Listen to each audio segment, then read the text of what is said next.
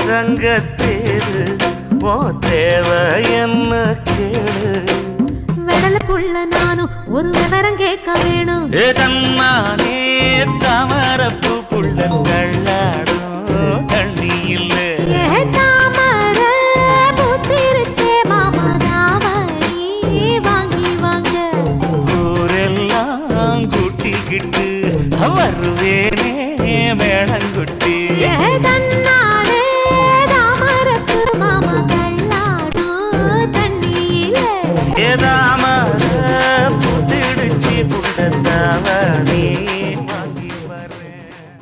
பூரா வேஸ்ட் பண்றாங்கன்னு நினைச்சுக்குவாங்க அவங்க.